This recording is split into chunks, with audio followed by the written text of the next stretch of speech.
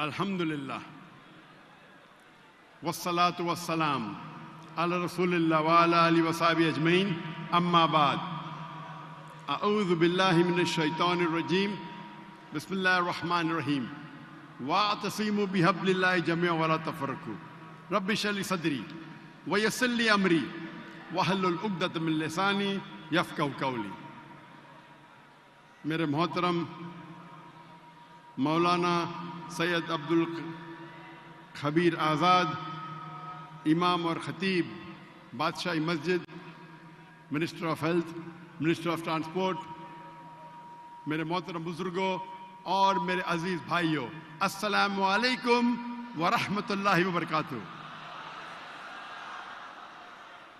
اللہ سبحانہ و تعالیٰ کی رحمت اور برکت آپ سب پر ہو۔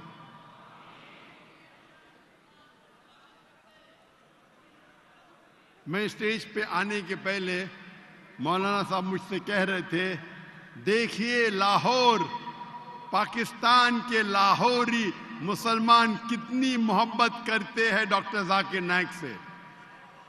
تو میں نے کہا آج کمپٹیشن ہو جائے، کون زیادہ محبت کرتا ہے، ذاکر نائک پاکستانیوں سے یا پاکستانی ذاکر نائک سے؟ آج ہم کمپٹیشن لگائیں گے، کیا ایک ہندوستانی پاکستانیوں سے زیادہ محبت کرتا ہے کیا پاکستانی ہندوستانی سے؟ خیر میں کمپٹیشن ہونا چاہیے، ہر خیر کام میں کمپٹیشن ہونا چاہیے۔ افسوس کی بات ہے انسان اکثر غلط کام میں کمپٹیشن کرتے، ہر خیر کام میں کمپٹیشن ہونا چاہیے۔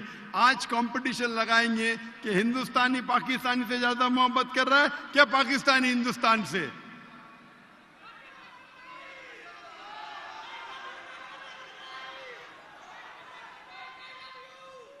I love you too۔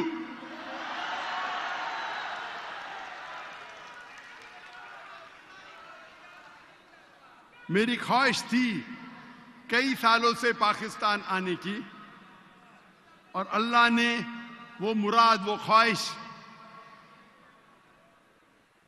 تقریباً 2 ہفتے پہلے پوری کی، اور آج میں لاہور میں ہوں، اور میں بے حد خوش ہوں کیونکہ خصوصاً میں بادشاہی مسجد میں تقریر کر رہا ہوں۔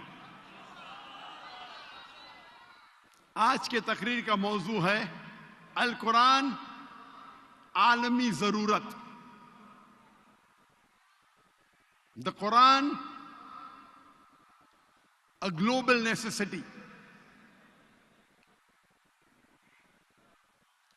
القرآن اللہ سبحانہ و تعالیٰ کی آخری وحی، آخری کتاب ہے جو نازل کی ہے آخری پیغمبر محمد صلی اللہ علیہ وسلم پر۔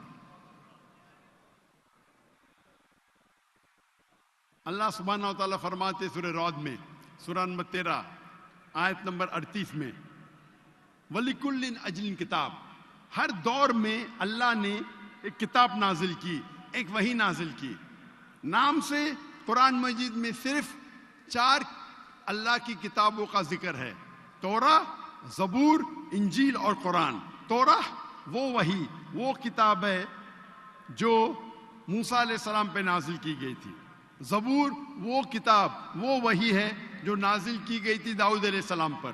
انجیل وہ کتاب ہے، وہ وحی ہے جو نازل کی گئی تھی عیسیٰ علیہ السلام پہ۔ اور قرآن مجید آخری کتاب، آخری وحی جو نازل کی گئی تھی آخری پیغمبر محمد صلی اللہ علیہ وسلم پہ۔ لیکن اللہ تعالیٰ فرماتے ہیں ہر دور میں اللہ نے ایک کتاب نازل کی۔ ویسا تو بہت سے کتابیں ہیں، مثال کے طور پہ صحف ابراہیم، نام سے صرف 4۔ لیکن جتنی بھی کتابیں، جتنے بھی وحی اللہ نے نازل کی قرآن مجید کے پہلے، وہ صرف محدود تھی کچھ لوگوں کے لیے اور ایک دور کے لیے۔ جتنے بھی کتاب پہلے نازل کی گئی، توراہ، زبور، انجیل اور جس کے نام ہمیں نہیں پتا، وہ محدود تھی ایک وقت کے لیے اور کچھ لوگوں کے لیے. لیکن کیونکہ قرآن مجید آخری کتاب ہے, آخری وحی ہے, قرآن صرف مسلمانوں کے لیے نازل نہیں کی گئی اور صرف ایک گروہ کے لیے نہیں, لیکن ساری انسانیت کے لیے, اور اس کا پیغام تا قیامت تک رہے گا. اللہ تعالیٰ فرماتے سورہ ابراہیم میں سورہ نمبر 14 آیت نمبر 1, الف لام را, ہم نے نازل کی کتاب محمد صلی اللہ علیہ وسلم پہ تاکہ وہ انسانیت کو اندھیرے سے روشنی میں لے آئے. قرآن یہ نہیں کہتا ہے کہ صرف مسلمانوں کو اندھیرے سے روشنی پہ لے کے آئے. اللہ تعالیٰ فرماتے یہ کتاب نازل کی محمد صلی اللہ علیہ وسلم پہ تاکہ ساری انسانیت کو اندھیرے سے روشنی پہ لے آئے. اللہ تعالیٰ فرماتے سورہ ابراہیم میں سورہ نمبر 14 آیت نمبر 52 آیت نمبر 52, یہ پیغام ہے ساری انسانیت کے لیے. اور یہ سمجھ لو کہ اللہ سبحانہ و تعالیٰ ایک ہے, اور یہ پیغام ہے سمجھداروں کے لیے. یہاں اللہ تعالیٰ فرماتے یہ پیغام ہے ساری انسانیت کے لیے. اللہ تعالیٰ فرماتے سورہ بقرہ میں سورہ نمبر 2 آیت نمبر 185 185,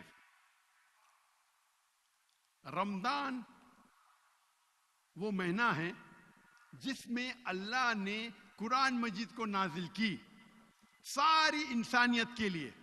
وہ ایک فرقان ہے حق اور باطل کو جھانسنے کے لیے. اللہ تعالیٰ فرماتے سورہ زمر میں سورہ نمبر 39 آیت نمبر 21 کہ اللہ نے قرآن مجید نازل کی محمد صلی اللہ علیہ وسلم پہ تاکہ وہ انسانیت کو ہدایت دے. قرآن میں یہ نہیں لکھا ہے کہ صرف مسلمان کو ہدایت دے. اور ہمارے آخری نبی صلی اللہ علیہ وسلم محمد صلی اللہ علیہ وسلم, جتنے بھی پہلے نبی آئے, پہلے رسول آئے محمد صلی اللہ علیہ وسلم کے پہلے, وہ صرف ایک گروہ کے لیے آئے. ان کا پیغام صرف ایک وقت کے لیے تھا. لیکن کیونکہ محمد صلی اللہ علیہ وسلم آخری پیغمبر تھے, وہ صرف مسلمانوں کے لیے نہیں آئے تھے, وہ ساری انسانیت کے لیے آئے تھے. اللہ تعالیٰ فرماتے سورہ انبیاء میں سورہ نمبر 21 آیت نمبر 107, وَمَا أَرْسَلْنَاكَ إِلَّا رَحْمَةً لِلْعَالَمِينَ, کہ ہم نے انہیں بھیجا سارے کائنات کے لیے, سارے انسانیت کے لیے, سارے عالموں کے لیے.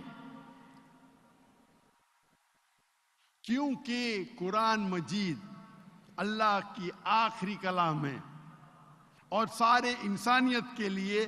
اسی لیے میں کہتا ہوں القرآن عالمی ضرورت. آج سب سے زیادہ ضرورت اگر اس دنیا کو ہے وہ ہے القرآن.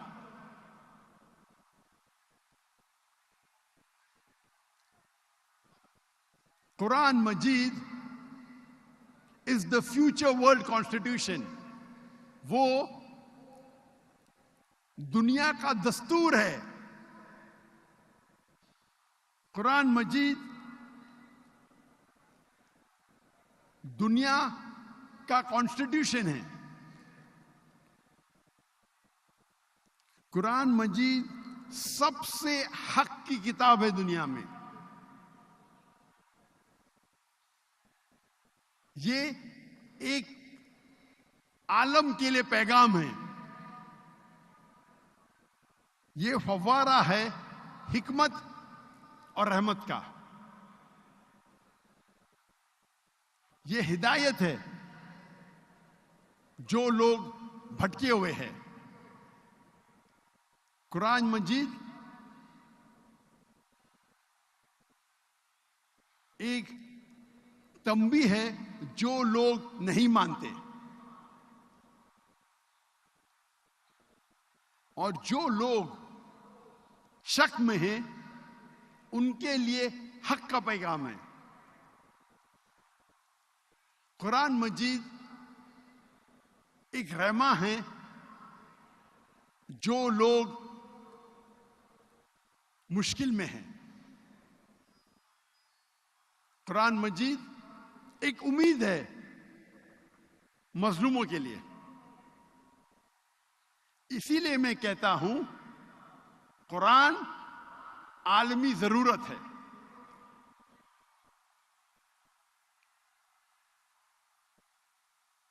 اگر آپ کوئی بھی ایکوپمنٹ خریدتے ہیں، کوئی بھی مشین خریدتے ہیں، اس کے ساتھ آپ کو ملتا ہے انسٹرکشن مینیول. اردو میں کہتے ہیں ہدایت نامہ، انگریزی میں کہتے ہیں انسٹرکشن مینیول. آپ کبھی بھی کوئی بھی مشین خریدیں گے اس کے ساتھ آتا ہے انسٹرکشن مینیول، ہدایت نامہ. اور جتنی پیچیدہ مشین، جتنی کمپلیکیٹڈ مشین ہے، اتنی ضرورت ہے ہدایت نامے کی. اگر آپ مجھے اجازت دیں گے انسان کو ایک مشین کہنے کے لیے، تو آپ کو ماننا ہوگا کہ دنیا کی سب سے کمپلیکیٹڈ، سب سے پیچیدہ مشین ہے انسان. کیا اس انسان کو ہدایت نامے کی ضرورت نہیں؟ انسٹرکشن مینیول کی ضرورت نہیں؟ انسان کا ہدایت نامہ ہے قرآن مجید.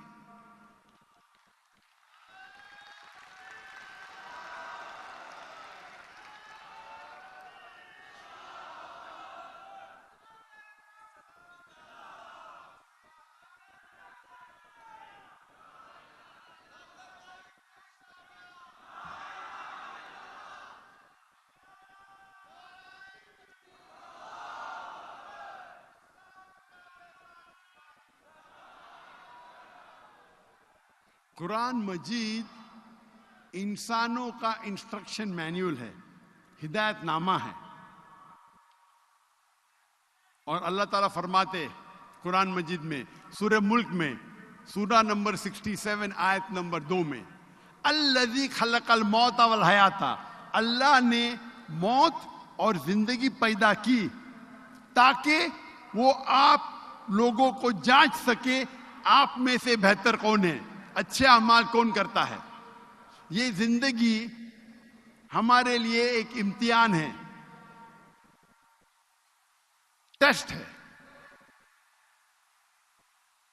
کیا ہم نے کبھی سوچا ہمارے زندگی کا مقصد کیا ہے؟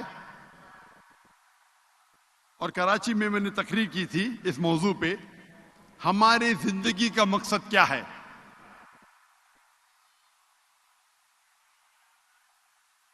کبھی آپ لوگ نے سوچا ہماری زندگی کا مقصد کیا ہے؟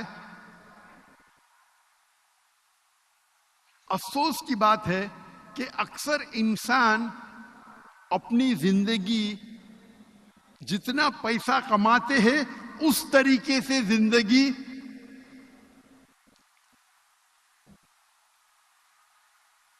مجھے ایک چٹ ملی کہ لوگ پیچھے چل رہے ہیں. مجھے ایس پی صاحب نے وعدہ کیا تھا کہ جب میری تقریر شروع ہوگی تو پیچھے کون نہیں جائے گا، کیونکہ پیچھے بیک ڈراپ ہے. تو میں التجا کرتا ہوں ایس پی صاحب سے کہ پیچھے کوئی چلے نا، کیونکہ یہ لائیو ٹیلی کاسٹ ہو رہا ہے، کروڑوں لوگ دیکھ رہے. پاکستان میں ہو رہا ہے لیکن دنیا بھر سب لوگ پیس ٹی وی پہ دیکھ رہے. تو دیکھو ایس پی صاحب آپ کو تالی مار رہے سب لوگ، لاہور کے لوگ. انشاءاللہ پبلک میں آگے ہونا چاہیے، پیچھے نہیں، برابر نا؟ انشاءاللہ. تو اکثر انسان کیا کرتے ہیں، اپنی زندگی اس طریقے سے بسر کرتے جس طریقے سے پیسہ کماتے. جتنا پیسہ کمائیں گے اتنا بڑا گھر لیں گے، اتنے اچھے کپڑے پہنیں گے، اتنے اچھی گاڑی لیں گے، پین پہنیں گے، جوتے پہنیں گے. جیسے زندگی کا مقصد ہے پیسے کمانا. افسوس کی بات ہے. اللہ کے رسول فرماتے ہیں کہ غریب انسان کو جنت میں جانا اور آسان ہے بنسبت امیر انسان کے، کیونکہ حساب کتاب کم رہے گا. اکثر ہم انسان ہم کیا ہے، ہمارا سینٹر کیا ہوتا ہے؟ کچھ لوگ خود غرض ہوتے، سیلف سینٹرڈ. کچھ لوگ فیملی سینٹرڈ ہوتے، کچھ لوگ سوسائٹی سینٹرڈ ہوتے، کچھ لوگ نیبر سینٹرڈ ہوتے، کچھ لوگ پاور سینٹرڈ ہوتے، کچھ لوگ فیم سینٹرڈ ہوتے. انسان ہونا چاہیے اللہ سینٹرڈ. کون سا سینٹر؟ اللہ سینٹرڈ. اللہ تعالیٰ فرماتے ہیں سورہ دھاریات میں، سورہ نمبر 51 51 آیت نمبر 56 56،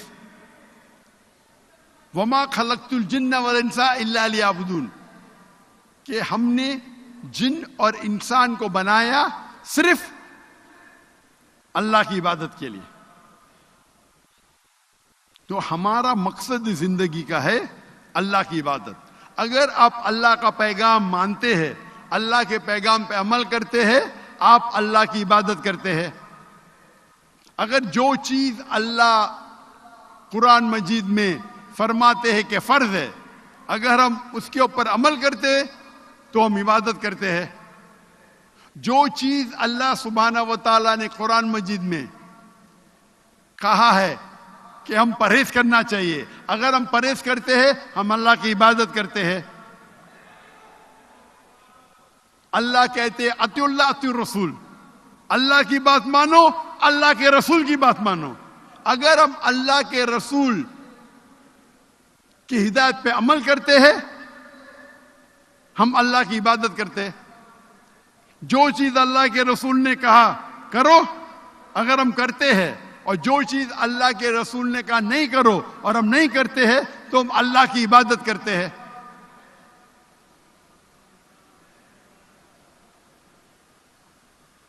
کیونکہ یہ قرآن مجید ہمیں کہتا ہے کہ یہ زندگی ایک امتحان ہے اور ہمارے حیات مقصد بیان کرتا ہے. اسی لیے میں کہتا ہوں کہ قرآن عالمی ضرورت.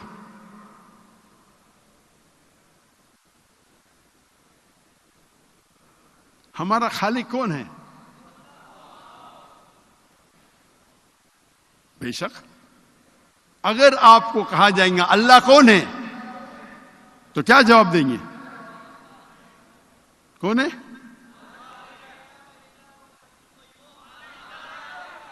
سب سے بہترین جواب اور سب سے مختصر سا جواب اللہ تعالیٰ فرماتے سورہ اخلاص میں، سورہ نمبر 112 آیت نمبر 1 سے 4، قل هو اللہ احد، کہو کہ اللہ ایک ہے. اللہ الصمد، اللہ ایبسولوٹ انٹرنل، لم یلد ولم یولد، نہ وہ جنا ہے نہ کسی کو جنتا ہے، ولم یکن لہ کفوا احد، اس کے جیسا اس کائنات میں کوئی بھی نہیں. یہ سب سے مختصر سا جواب ہے. اللہ سبحانہ و تعالیٰ کا ڈیفینیشن ہے. اس کی تعریف تو ایسا ہے، اللہ تعالیٰ فرماتے سورہ لقمان میں، اگر آپ سارے پیڑ کو دنیا میں قلم بنا دیں گے اور سارے سانس، سارے سمندر اور 7 سمندر ملا کے شے بنا دیں گے، انک بنائیں گے، تو بھی آپ اللہ تعالیٰ کی تعریف نہیں لکھ سکتے. لیکن سب سے مختصر سا جواب ہے سورہ Ikhlas. Surah Ikhlas is the litmus test, touchstone. Touchstone آپ سونے کو جاننے کے لیے، سونا کتنا کھرا ہے جاننے کے لیے کیا کرتے؟ آپ ٹچ سٹون کے اگینسٹ سونے کو رب کرتے ہیں، رگڑتے ہیں، اور جس طریقے سے اس کا رنگ آتا ہے ہم چارٹ پہ دیکھتے ہیں اور کہتے ہیں کہ سونا 24 کیرٹ ہے یا 22 کیرٹ ہے یا 18 کیرٹ ہے، یا سونا نہیں ہے، کیونکہ ہر چیز جو چمکتی ہے وہ سونا نہیں ہے. سورہ اخلاص اللہ کو پہچاننے کا تلسمہ ہے, اللہ کو پہچاننے کا ٹچ سٹون ہے, لٹمس ٹیسٹ ہے. مثال کے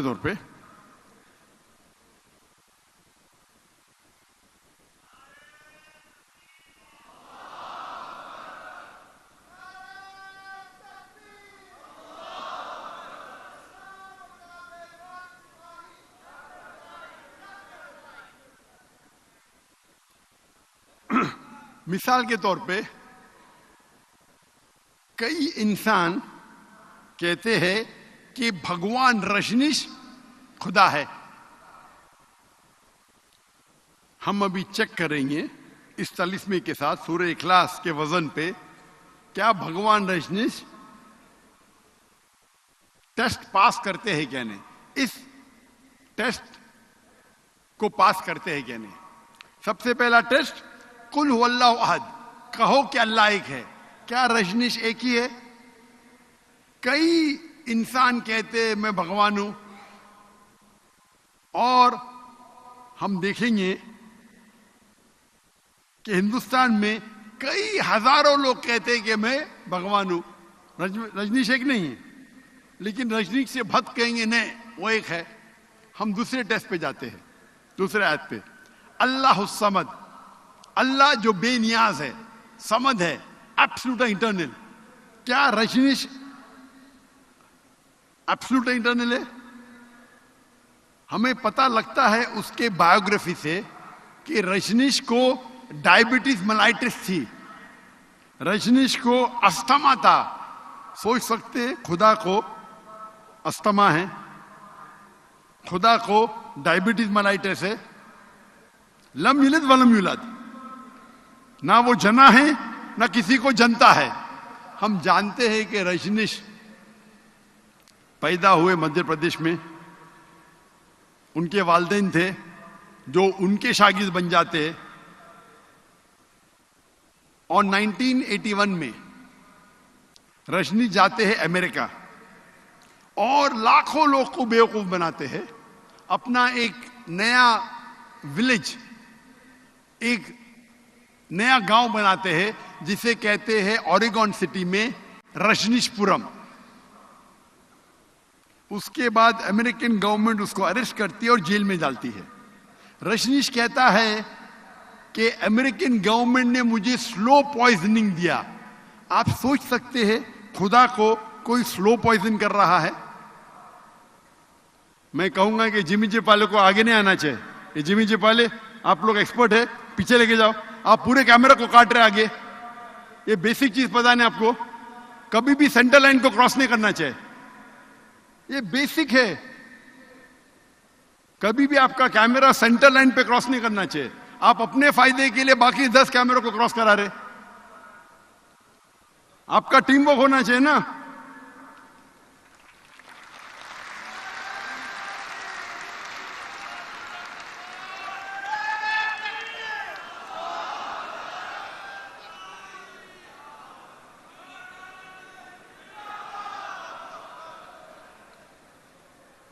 ایک دائی کو پتا ہونا چاہیے کہ دعوت جب کروڑوں تک جاری ہے اس کو بیسک میڈیا کا پتا ہونا چاہیے.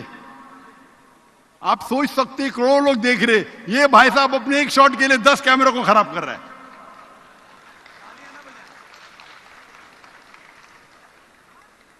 اس کا شاٹ اچھا آئے گا لیکن 10 کیمرہ گئے پورے. جزاک اللہ. تو رجنیش کہتا ہے کہ مجھے جیل میں امریکن گورنمنٹ نے سلو پوائزننگ دی. آپ سوچ سکتے ہیں خدا کو کوئی سلو پوائزننگ کر رہا ہے. اور گریس کے بشپ کہنے لگے کہ اگر آپ رجنیش کو ہمارے ملک سے نہیں نکالیں گے ہم اس کے اور اس کے فالوورز کو ختم کر لیں گے. اور آخری ٹیسٹ, اس کے بعد رجنیش آتے ہیں ہندوستان میں, مہاراشٹر میں, اور اپنا ایک نیا سینٹر شروع کرتے اوشو کمیون پونا میں. اور اگر آپ اوشو کمیون جائیں گے تو ان کی سمادھی پہ لکھا ہوا ہے, سمادھی پہ تختی پہ لکھا ہوا ہے, اوشو بھگوان Rajneesh never died, was never born, never died, but visited the earth between the 11th of December 1931 to the 19th of January 1990. بھگوان رجنیش نہ کبھی پیدا ہوئے نہ کبھی مرے, لیکن اس زمین کے شہر وزٹ کر گھومنے کے لیے آئے. 11 دسمبر 1931 سے لے کے 19 جنوری 1990 تک اس تختی پہ یہ نہیں لکھا تھا کہ رجنیش کو 21 ممالک میں انٹری نہیں, 21 ممالک کا ویزا نہیں ملا. آپ سوچ سکتے خدا دھرتی کو وزٹ کرنے آ رہے, اس زمین پہ آ رہے گھومنے کے لیے, اور اس کو ویزا کی ضرورت ہے.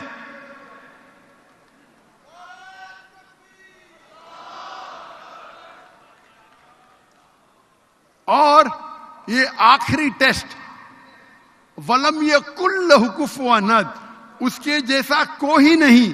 یہ ٹیسٹ اللہ کے علاوہ کوئی پاس ہی نہیں کر سکتا ہے. وَلَمْ يَكُنْ لَهُ كُفُوًا أَحَدٌ, اس کے جیسا کوئی نہیں.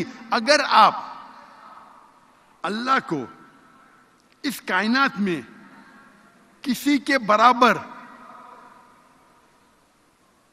کمپیئر کر سکے تو وہ اللہ ہی نہیں. وَلَمْ يَكُنْ لَهُ كُفُوًا أَحَدٌ. مثال کے طور پہ اگر کون کہتا ہے کہ خدا آرنلڈ شوارزنیگر, آرنلڈ شوارزنیگر کا نام سنا ہے آپ نے, جس کو مسٹر یونیورس کا ٹائٹل ملا تھا, مسٹر ورلڈ, آرنلڈ شوارزنیگر. اگر کوئی کہتا ہے کہ خدا آرنلڈ شوارزنیگر سے 1000 گنا طاقتور ہے, اگر آپ اللہ کو کسی سے کمپیئر کر سکے دنیا میں, چاہے آرنلڈ شوارزنیگر ہو, چاہے دارا سنگھ ہو, چاہے کنگ کانگ ہو, چاہے 1000 بار ہو, لاکھ بار ہو یا کروڑ بار ہو, وہ اللہ ہو ہی نہیں سکتا. وَلَمْ يَكُنْ لَهُ كُفُوًا أَحَدٌ, اس کے جیسا کوئی نہیں ہے. ہم جانتے رجنیش کی ایک آنکھ تھی, 2 آنکھ تھی, ایک ناک تھا, 2 کان تھے, 2 ہاتھ تھے, سفید داڑھی تھی. اگر آپ اللہ کو کسی سے کمپیئر کر سکے اس کائنات میں تو وہ اللہ ہی نہیں ہے. وَلَمْ يَكُنْ لَهُ كُفُوًا أَحَدٌ. تو ہمارے قرآن مجید میں جو اللہ کی آخری کتاب ہے اس میں کہا گیا ہے اللہ کا ڈیفینیشن. قرآن مجید پڑھیں گے تو پتا چلے گا اللہ سبحانہ و تعالیٰ کون ہے. اسی لیے قرآن مجید عالمی ضرورت ہے. اور اللہ کا ذکر آپ اگر دیگر مذاہب پڑھیں گے, بھلے دیگر مذاہب کی کتاب آخرت تک نہیں ہے, لیکن ان کے جو بھی آج موجود ہے, بھلے وہ کتاب میں ملاوٹ ہے, پھر بھی اللہ اور توحید کا ذکر اکثر ہر مذہبی کتابوں میں ہے. چاہے بائبل پڑھو, چاہے تورا پڑھو, چاہے وید پڑھو, چاہے دھما پٹ پڑھو, چاہے اویستا پڑھو, یہ ساری مذہبی کتابوں میں اللہ کا ذکر ہے. اور اللہ تعالیٰ فرماتے سورہ عمران میں سورہ نمبر 3 آیت نمبر 64 میں, قُلْ يَا أَهْلَ الْكِتَابِ, کہو اہل کتاب سے, تعالوا إِلَىٰ كَلِمَةٍ سَوَاءٍ بَيْنَنَا وَبَيْنَكُمْ, آؤ ہم اس بات کی طرف جو آپ اور ہم میں یکساں ہے. ہم جب کبھی بھی غیر مسلمانوں سے بات کرتے ہیں, اللہ تعالیٰ فرماتے تعالوا إِلَىٰ كَلِمَةٍ سَوَاءٍ بَيْنَنَا وَبَيْنَكُمْ, آؤ ہم اس بات کی طرف جو آپ اور ہم میں یکساں ہے. سب سے پہلی بات اللہ نعبد الا اللہ, کہ ہم صرف اللہ کی عبادت کریں. ولا نشرک بہ شیئا, ہم آپس میں کسی کو شریک نہ کریں. ولا یتخذ بعضنا بعضا اربابا من دون اللہ, کیا ہم آپس میں کسی کو معبود نہ بنائیں. فَإِن تَوَلَّوْا فقولوا اشهدوا بأننا مسلمون. اور اگر وہ نہ مانے تو ہم شہادت دیتے کہ ہم مسلم ہیں. تو یہ کتاب آپ کو ہدایت دے رہا ہے کس طریقے سے آپ کو باقی لوگ سے دعوت دینا چاہیے. یہ قرآن ہمیں سمجھا رہا ہے, ہمیں سکھا رہا ہے کہ آپ باقی لوگوں کو یہ دعوت پہنچاؤ. تعالوا الی کلمۃ سواء بیننا و بینکم, آؤ ہم اس بات کی طرف جو آپ اور ہم میں یکساں ہے. سب سے پہلی بات اللہ نعبد الا اللہ, کہ ہم صرف ایک اللہ کی عبادت کرتے. اس آیت کے پہلے ذکر آتا ہے یا اہل کتاب, یہود اور نصارہ کے لیے, لیکن یہ آیت سارے غیر مسلمان پہ لاگو ہے.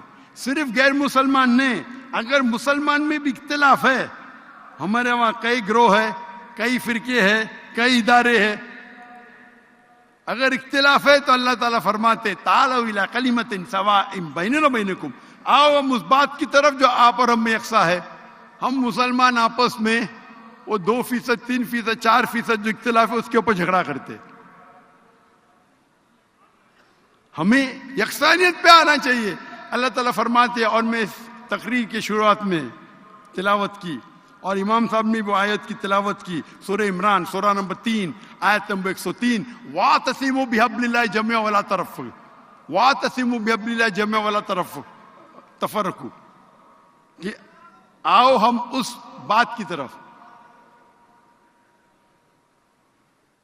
وَاعْتَصِمُوا بِحَبْلِ اللَّهِ جَمِيعًا وَلَا تَفَرَّقُوا, کہ ہم اللہ کی رسی کو مضبوطی سے پکڑے اور آپس میں نہ بٹے. اللہ کی رسی کیا ہے؟ قرآن اور صحیح حدیث. اور اللہ تعالیٰ فرماتے سورہ نساء میں سورہ نمبر 4 آیت نمبر 59 میں, اطیعوا اللہ و اطیعوا الرسول, اللہ کی اطاعت کرو, اللہ کے رسول کی اطاعت کرو, اور اس کی اطاعت کرو اولی الامر, جس کو اللہ تعالیٰ نے امر بنایا. لیکن اگر جو لوگ عالم ہیں, جو لوگ حاکم ہیں, لیکن اگر ان میں اختلاف ہے, وہ آیت ختم نہیں ہوتی, ان میں اختلاف ہے تو گو بیک ٹو اللہ اینڈ رسول, اللہ اور رسول کے پاس جاؤ. تو اگر کوئی عالم کچھ کہتا ہے, 2 عالم میں ٹکراؤ ہے, یا 2 مولانا میں ٹکراؤ ہے, یا 2 حاکم میں ٹکراؤ ہے, تو ہمیں جانا چاہیے اللہ اور اللہ کے رسول کے پاس. اطیعوا اللہ اطیعوا الرسول. آج ہم دیکھتے ہیں ہمارے مسلمان کا حال یہ جو ہے, کیونکہ ہم آپس میں جھگڑا کر رہے ہیں. اگر اس آیت پہ عمل کریں گے کہ اللہ کی رسی کو مضبوطی سے پکڑو اور آپس میں مت بٹو, تو انشاءاللہ ہم پھر سے دنیا کی سب سے بڑی قوت بنیں گے.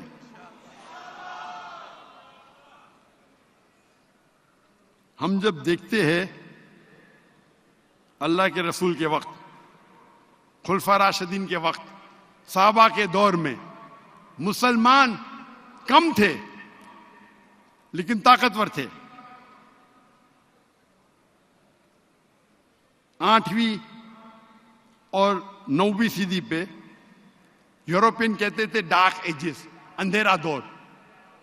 کس کے لیے؟ وہ فرنگی کے لیے, مسلمان کے لیے نہیں. مسلمان دنیا کے چوٹی پہ تھے.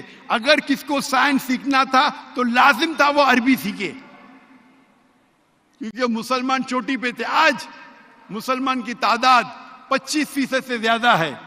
8 بلین میں سے 2 بلین مسلمان ہیں.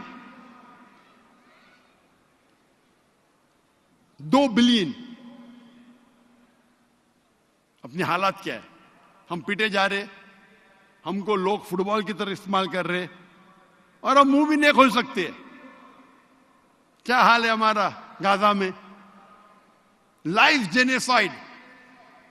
جینوسائیڈ, پورے لوگ کا قتل ہو رہا ہے, اور دنیا بھر میں لائف ٹیلی کاسٹ, اور ہم کچھ کر بھی نہیں سکتے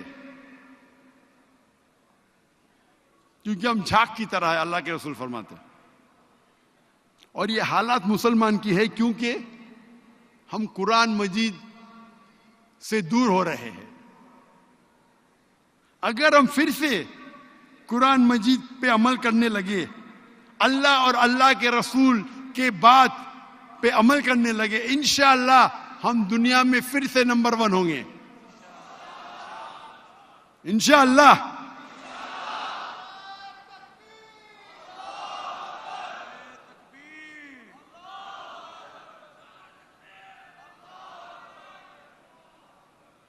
اور اللہ تعالیٰ فرماتے سورہ نساء میں, سورہ نمبر 48 اور سورہ نساء میں سورہ نمبر 116 کہ اللہ سبحانہ و تعالیٰ اگر چاہے تو آپ کے کوئی بھی گناہ کو معاف کر سکتا ہے, لیکن شرک کو کبھی نہیں معاف کرے گا,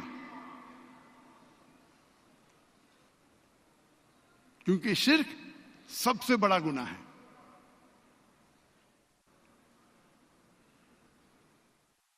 اور اللہ سبحانہ و تعالیٰ فرماتے ہیں, اور یہ اگر آپ دیگر مذاہب کی کتاب کو بھی پڑھیں گے, میں نے ایک تقریر کی ہے, concept of God in major world religion, خدا کا تصور دیگر مذاہب میں, اور میں ثابت کیا ہوں دیگر مذاہب کا حوالہ, دیگر مذاہب کی کتابوں کا حوالہ دیتے ہوئے کہ اگر آپ برابر کتاب کو پڑھیں گے دیگر مذاہب کو, اس میں لکھا ہوا ہے کہ اللہ ایک ہے, ایک اللہ کی عبادت کرو, اور سب سے بڑا گناہ ہے شرک.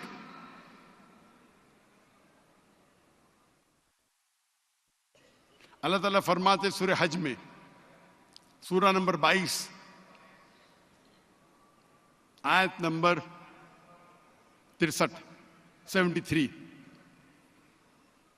اے لوگ سنو, آپ جن کی عبادت کرتے ہیں وہ سارے, آپ جن کی عبادت کرتے اللہ کے سوا, وہ اگر سارے اکٹھا ہوں گے, اگر مکھی کو پیدا کرنے کے لیے تو نہیں کر پائیں گے, اور اگر وہ مکھی کو چھینیں گی کچھ چیز آپ سے, آپ وہ واپس بھی نہیں لے کے آ سکیں گے. مکھی کو پیدا کرنے کی تو چھوڑو, آپ جن کی عبادت کرتے اللہ کے علاوہ, جو بھی آپ کے معبود ہے اللہ کے علاوہ, اگر سارے اکٹھا ہوں گے تو ایک مکھی بھی پیدا نہیں کر سکیں گے, اور اگر وہ مکھی کچھ چیز آپ سے چھینیں گی آپ واپس بھی نہیں لے آ سکیں گے. کمزور ہے وہ لوگ جو عبادت کرتے ہیں, اور کمزور ہے وہ جس کی آپ عبادت کرتے. یہ آیت اللہ سبحانہ و تعالیٰ کی عظمت کو بیان کرتی ہے. تو اسی لیے عبادت کرو صرف اللہ کی. اور قرآن مجید میں ہمیں ہدایت ملتی ہے سورہ عنکبوت میں سورہ نمبر 29 آیت نمبر 85 میں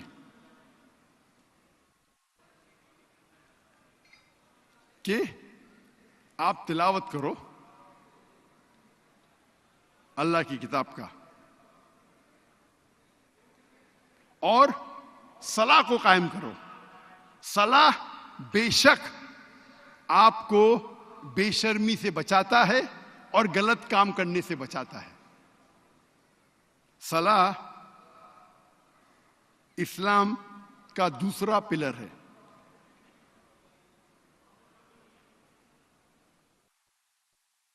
اور ہر مسلمان کو کم از کم 5 بار صلاح پڑھنا چاہیے.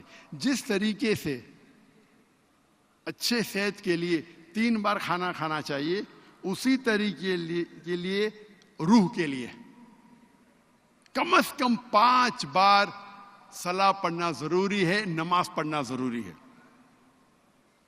میں نے ایک تقریر کی ہے جس کا موضوع ہے صلاح the programming towards righteousness. نماز آپ کو پروگرام کرتی ہے اچھے کام کرنے سے. وہ لمبی تقریر ہے. اور کم از کم 5 بار نماز پڑھنا ہر مسلمان کے لیے فرض ہے, اور بہتر ہے کہ مسجد میں پڑھے جماعت کے ساتھ. قرآن مجید میں اس کا ذکر ہے کہ 5 بار نماز پڑھنا چاہیے. سورہ اسراء میں سورہ نمبر 17 آیت نمبر 78 سورہ طہ سورہ نمبر 20 آیت نمبر 130 اور سورہ روم سورہ نمبر 30 آیت نمبر 17 اور 18. یہ 3 جگہ پہ لکھا ہوا ہے کہ نماز پڑھنا 5 ٹائم ضروری ہے، اور کئی حدیثوں میں لکھا ہوا ہے. سب سے پہلی چیز، سب سے پہلا اعمال جو اللہ سبحانہ و تعالیٰ پوچھیں گے صلاح کے بارے میں. اور اللہ کے رسول فرماتے ہیں صلاح فرق ہے ایمان اور کفر کے درمیان. ایمان اور کفر، مومن اور کافر، مسلم اور کافر کے درمیان ہے صلاح. صلاح پہچانے کہ وہ انسان مومن ہے یا کافر ہے.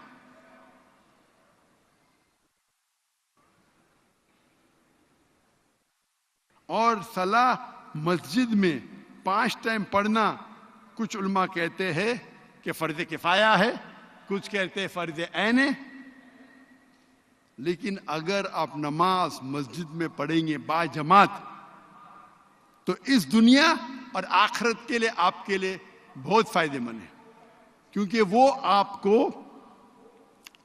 سیدھا راستہ دکھاتا ہے، ہدایت دیتا ہے.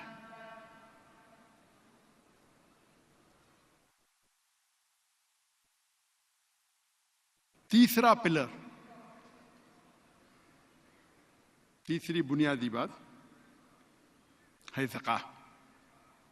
ہر مسلمان کے لیے فرض ہے کہ اگر اس کے پاس نصاب سے زیادہ دولت ہے، سیونگ ہے، نصاب ہے 85 گرام سونا. 85 گرام سونا آج میں چیک کیا، 85 گرام سونا کی قیمت آج پاکستان میں ہے 20,18,580 روپئے. آج کی تاریخ فلکچویٹ ہوتا ہے. 20,18,580 روپئے according to the gold association of Pakistan. تو اگر آپ کے پاس 20,18,580 روپئے سے زیادہ آپ کے پاس سیونگ ہے تو آپ پہ زکوٰۃ فرض ہے. کم ہے تو آپ پہ فرض نہیں. اور 2.5% ہر مسلمان جس کے پاس نصاب سے زیادہ دولت ہے، سیونگ ہے، اس کے لیے 2.5% ہر سال، ہر قمری سال فرض ہے. اگر ہر انسان، دنیا کے ہر انسان اگر زکوٰۃ دینا شروع کریں گے تو دنیا میں غربت رہے گی نہیں. کوئی بھی انسان بھوک کے وجہ سے نہیں مرے گا.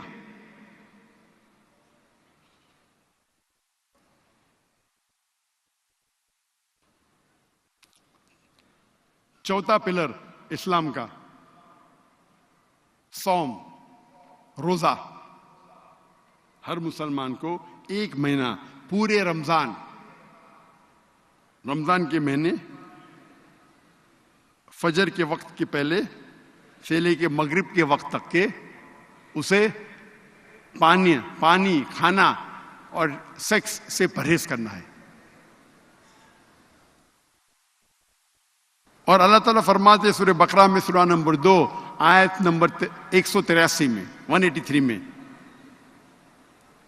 روزہ آپ کے لیے فرض کیا گیا جس طریقے سے پہلے اوپر فرض کیا گیا تھا تاکہ آپ تقوی حاصل کر سکو. اللہ تعالیٰ فرماتے ہیں اگر آپ روزہ رکھیں گے تو آپ کا تقوی بڑھے گا.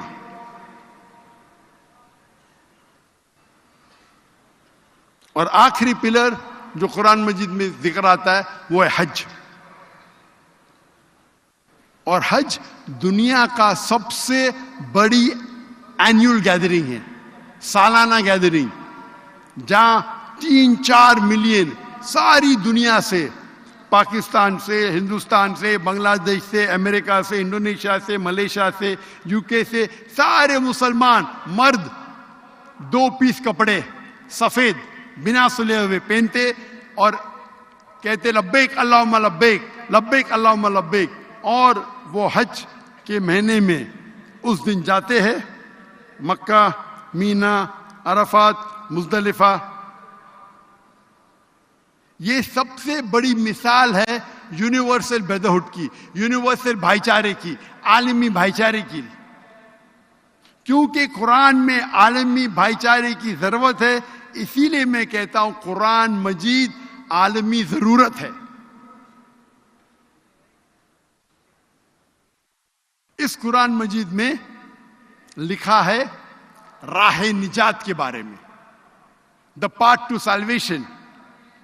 آپ جنت میں کیسے جا سکتے ہیں؟ اور اللہ نے نازل کیا ہے قرآن مجید میں سورہ العصر.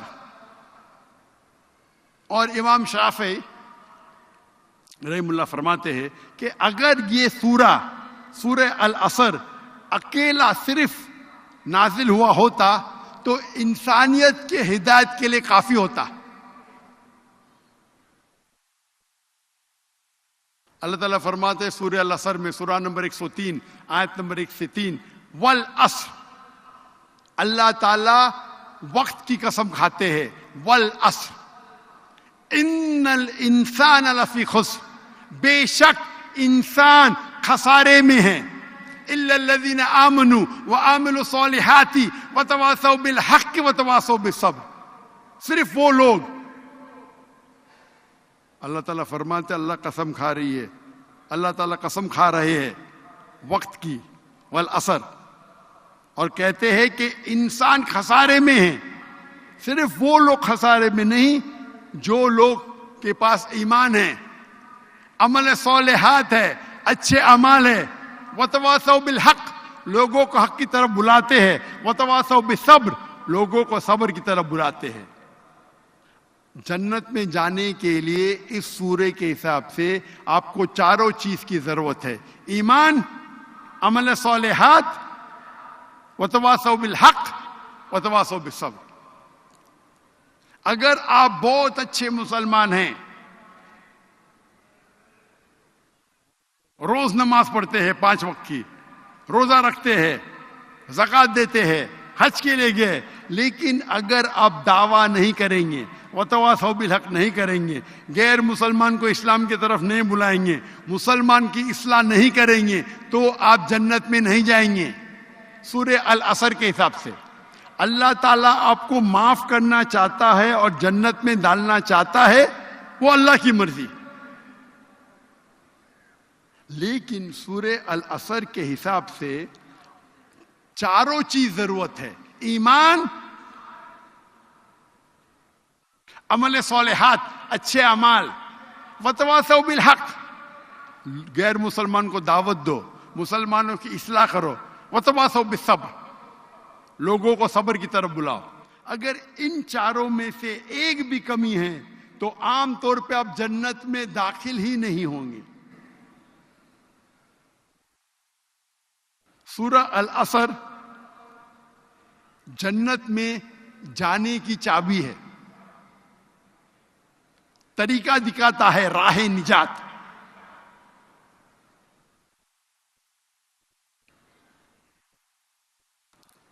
ایک واقعہ ہے، جب حافظ ابن حجر عسقلانی، آپ نے نام سنا ہے، حافظ ابن حجر عسقلانی، جس نے شرح لکھی بخاری کی، وہ ایک بڑے جج تھے اور الحمدللہ ان کا عہدہ اونچا تھا، امیر تھے. تو ایک غریب یہود جس کے کپڑے پھٹے ہوئے ہوتے، وہ آتے اور کہتے ہیں حافظ ابن حجر عسقلانی سے رحم اللہ، اور کہتے ہیں کہ آپ کے آخری پیغمبر محمد صلی اللہ علیہ وسلم نے فرمایا تھا کہ یہ دنیا مسلمانوں کے لیے ایک قید ہے، ایک پریزن ہے، ایک جیل ہے، اور غیر مسلمانوں کے لیے جنت ہے. وہ حوالہ دیا نے، وہ یہود ذکر کر رہا تھا سورہ بخاری کی حدیث، جلد نمبر 7، حدیث نمبر 7417. جہاں اللہ کے رسول یہ فرماتے ہیں کہ یہ دنیا جو ہے مسلمان کے لیے قید ہے, جیل ہے, پریزن ہے, اور غیر مسلمانوں کے لیے جنت ہے. تو وہ غریب یہود کہتا ہے میں اتنا غریب ہوں, میرے کپڑے ایک دم پھٹے ہوئے, آپ کی تو ایک دم آپ عیش و آرام میں رہ رہے. تو یہ حدیث کی معنی کیا ہے؟ حافظ ابن حجر اسقلانی فرماتے ہیں جو مسلمان کو پتا ہے کہ اگر وہ قرآن مجید پہ عمل کرے گا, اللہ کے رسول کی ہدایت پہ عمل کرے گا اور جنت جائے گا, وہ جنت اتنی بہتر ہے کہ آج کے دنیا کے سب سے امیر انسان, سب سے انسان جس کے پاس ساری دولت ہے, وہ جنت کروڑوں گنا, اربوں گنا اس سے اچھی ہے.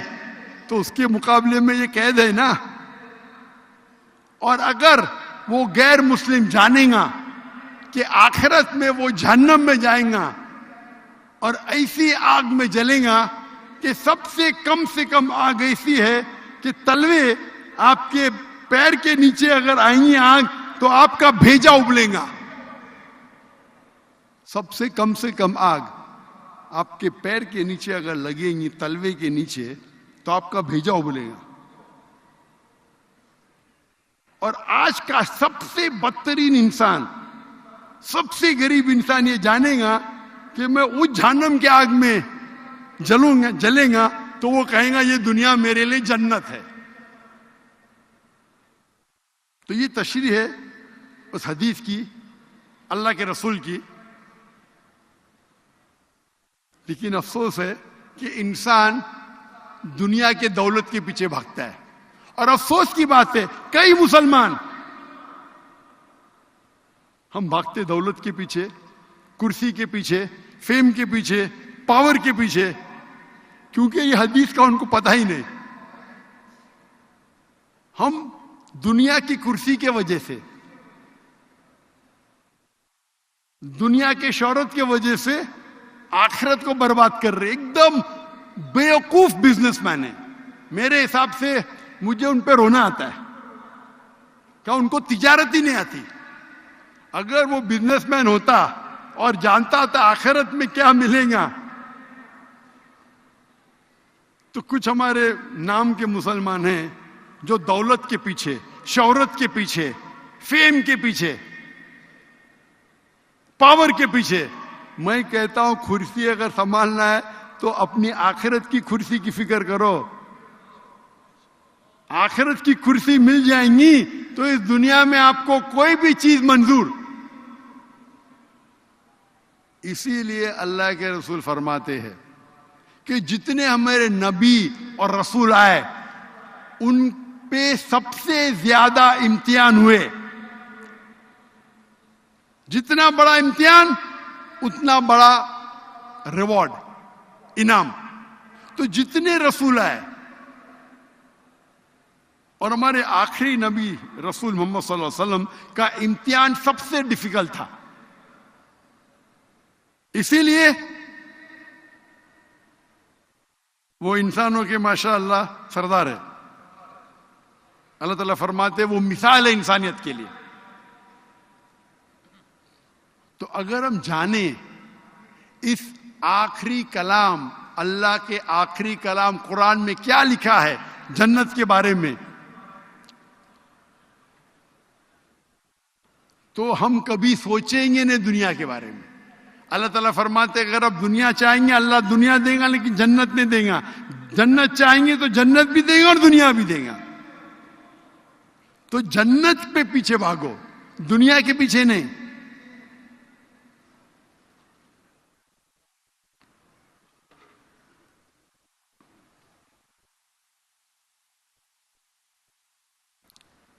قرآن مجید جتنی بھی انسان کے مسائل ہے, جتنے بھی انسانیت کے مشکلات ہے, اس کا حل قرآن مجید میں ہے. انسان کے جتنے مسائل ہے, انسانیت کے جتنے مشکلات ہے, سب سے اچھا حل کون دے سکتا ہے؟ ہمارا خالق, ہمارا مالک، ہمارا رب اللہ سبحانہ و تعالی. اللہ سے بہتر کوئی بھی حل انسان کے مسائل، انسان کے مشکلات کا حل اللہ کے علاوہ کوئی بھی سب سے بہتر نہیں دے سکتا.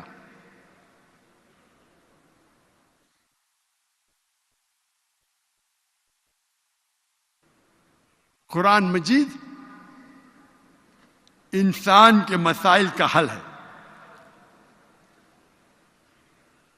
آپ کوئی بھی حل لو، اس کا جواب قرآن مجید میں. وہ الگ بات ہے کہ ہم قرآن مجید کو سمجھ نہیں پاتے، ہم قرآن مجید پہ تدبر نہیں کر پاتے. ایک ہوتا ہے تذکر قرآن، ایک ہوتا ہے تدبر قرآن. ایک ہوتا ہے کہ سپرفیشلی قرآن کو پڑھنا، ایک ہوتا ہے قرآن مجید پہ تدبر کرنا. انسان قرآن مجید کو تو پڑھ سکتا ہے، تذکر کر سکتا ہے. تدبر کوئی بھی انسان یہ نہیں کہہ سکتا میں نے 100%. آپ یہ کہہ سکتے 100% قرآن کو پڑھا، ایک بار، 10 بار، 100 بار، 1000 بار، بالکل سے. لیکن تدبر مکمل اللہ کے رسول کے علاوہ کوئی بھی نہیں کہہ سکتا کہ 100% میں قرآن کو سمجھا. اللہ تعالیٰ فرماتے سورہ نساء میں سورہ نمبر 4 آیت نمبر 82 سے 82، افلا یتدبرون القرآن ولو کان من عند غیر اللہ لوجدوا فیہ اختلافا کثیرا. کیا اگر آپ قرآن مجید پہ تدبر کریں گے تو آپ دیکھیں گے قرآن مجید اگر اللہ کے علاوہ کسی اور کی کتاب ہوتی تو اس میں اختلاف ہوتا، کئی اختلاف ہوتے.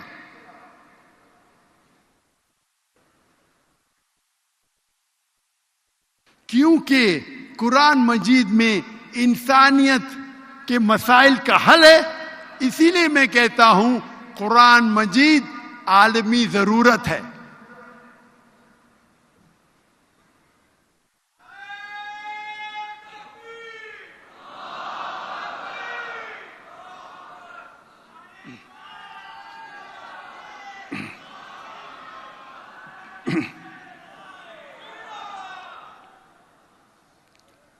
نارملی میڈیا میں ایک ٹیکنیک ہے کہ کبھی بھی سائلنٹ نہیں ہونا چاہیے. تو جب میں پانی پینے جا رہا ہوں تو ماشاء اللہ اللہ کی تکبیر کر رہے تو برابر ٹائم کے اندر آپ گیپ کو بھر رہے. یہ اصول ہے کہ اگر نارملی میں پانی پی کے بیٹھتا ہوں اور اوپر آتا ہوں تو لوگ ایڈیٹنگ میں بعد میں کاٹ دیتے. لائف میں تو دکھتا ہے، لائف میں دکھتا ہے، لیکن ایڈیٹنگ میں ہم کاٹتے کیونکہ میں پانی پیتا ہوں، اٹھتا ہوں، 10 سیکنڈ جاتا ہے، لوگ کا ٹائم ضائع ہو رہا ہے. لائف میں تو کاٹ نہیں سکتے لیکن پوسٹ پروڈکشن میں کاٹتے. آپ لوگ ماشاءاللہ بیچ میں فلر دے رہے، نعرے تکبیر، اللہ کی تکبیر کر رہے، تو ایڈیٹر ابھی کاٹے گا نہیں.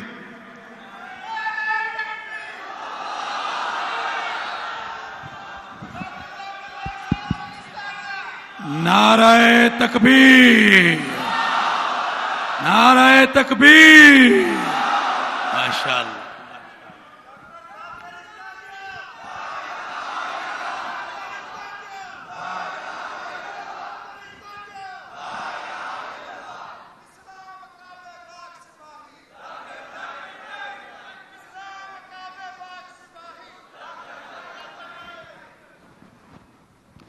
قرآن مجید انسانیت کے مسائل کا حل ہے. کوئی بھی مسائل لو. آج ہم دیکھتے ہیں اس دنیا میں ریسزم ہے. ریسزم مطلب لوگ جھگڑا کر رہے ہیں اپنے قبیلے کی وجہ سے، اپنے رنگ کی وجہ سے، دولت کی وجہ سے گروہ بن گئے. اللہ تعالیٰ فرماتے سورہ حجرات میں سورہ نمبر 39، سورہ نمبر 49 آیت نمبر 13، یا ایھا الذین آمنوا، یا ایھا الناس ان خلقناکم من ذکر و انثی وجعلناکم شعوبا وقبائل لتعارفوا ان اکرمکم عند اللہ اتقاکم ان اللہ علیم خبیر. اے انسانوں، ہم نے تمہیں ایک جوڑے سے بنایا ہے، مرد اور عورت کے جوڑے سے. تاکہ آپ ایک دوسرے کو پہچان سکو، نہ کہ آپ ایک دوسرے سے نفرت کرو. اور سب سے بہترین انسان وہ ہے جس کے پاس تقویٰ ہے. یہ قرآن مجید کی آیات آپ کو بتا رہی ہے اللہ کے جانچنے کا، اللہ کے امتحان کا کیا معیار ہے. اس آیت سے پتہ چلتا ہے کہ ایک انسان دوسرے انسان سے افضل نہیں ہے کیونکہ وہ امیر ہے.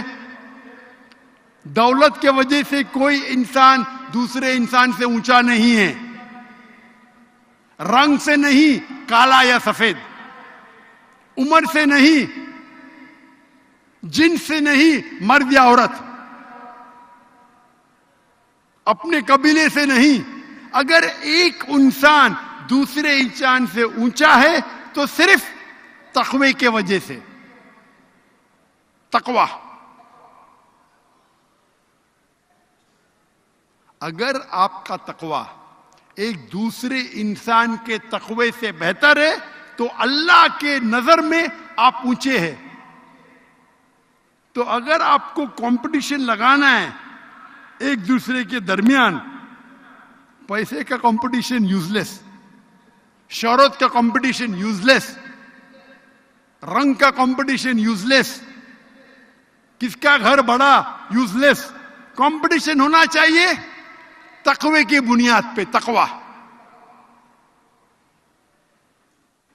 صرف تقوی آپ کو اللہ کے نظر میں اونچا کر سکتا ہے. یہ حل ہے ریسزم کا. آج ہم دیکھتے دنیا میں دہشت گردی ہے، سب جگہ دہشت گردی ہے.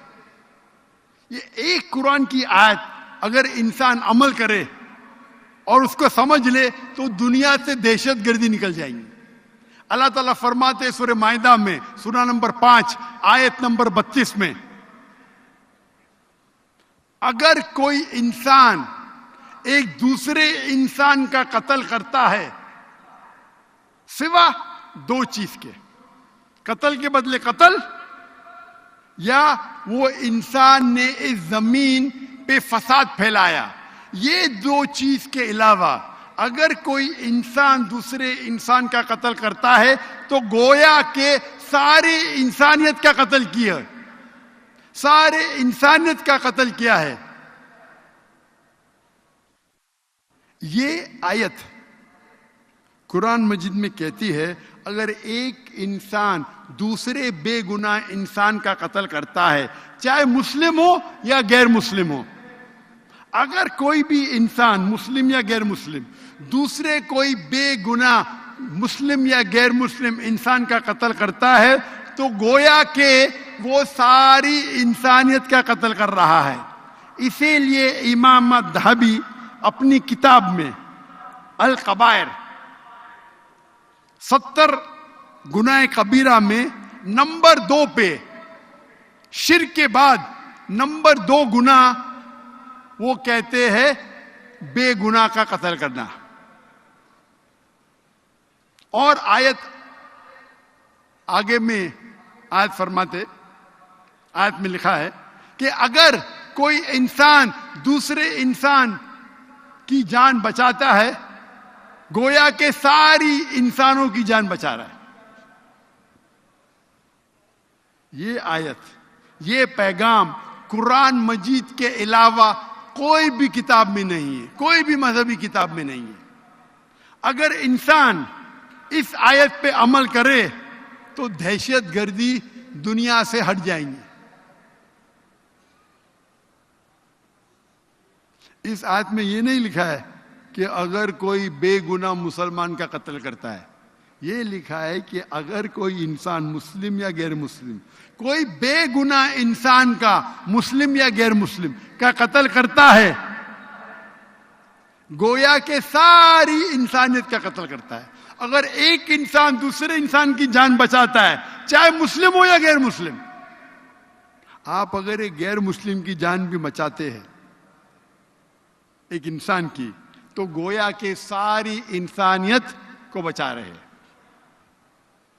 اگر یہ آیت پہ عمل کرے تو دنیا سے دہشت گردی نکل جائیں گی. تو دہشت گردی کا حل قرآن مجید میں.